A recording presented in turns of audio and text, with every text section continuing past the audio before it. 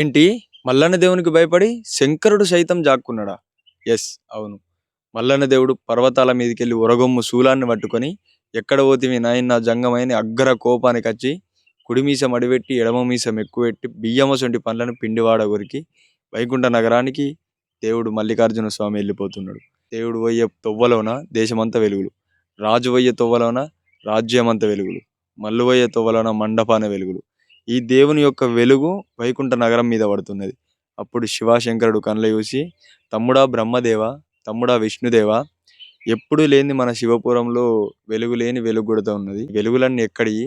ఒక్కసారి చూసి రాపోలా అని పంపిస్తే అచ్చేటి భగవంతుని కళ్ళ చూసిరు వాళ్ళు. వచ్చేవాళ్ళు ఎవరో కాదు, నా కొడుకు మల్లికార్జున స్వామియే. అలనాటి దినము నాడు అకలకొండ రాక్షసి ఎంబడబడ్డప్పుడు నా చెమట నుంచి ఉద్భవించిన శ్రీ మల్లికార్జున స్వామిని 12 సంవత్సరాలు పూజలు చేయమన్నా. 12వ సంవత్సరం వచ్చి నిన్ను దేవతల దేవుని చేసి నరులలో నరుణ్ణి చేసి పెళ్లి చేస్తానని చెప్పిన. మర్చిపోయినా. ఇప్పుడు నా కొడుకు అగ్ర కోపానికి వచ్చి నా మీదకి వస్తున్నాడు. వస్తే నన్ను బతకనియడాని ఆ శివపూరి పట్నం అంతా చిత్తుబొత్త చేసి 7 ఏళ్ల కింద వెళ్ళిపోయిన రీతి, 12 ఏళ్ల కింద పడబడ్డ రీతి చేసి ఒక పుట్టకన్నాన్ని తయారు చేసి ఆ పుట్టకన్నం లోపల దేవాన దేవతలందరూ జాక్కున్నారు. మల్లికార్జున స్వామి వైకుంఠ నగరం వచ్చేసరికి వైకుంఠం అంతా అల్లకల్లోలమై ఉన్నది.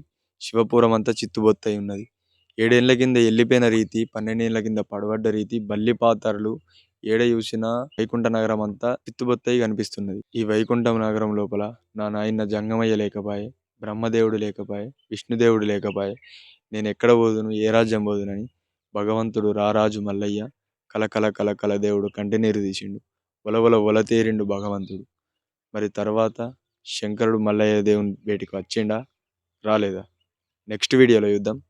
జై మల్లికార్జున స్వామి.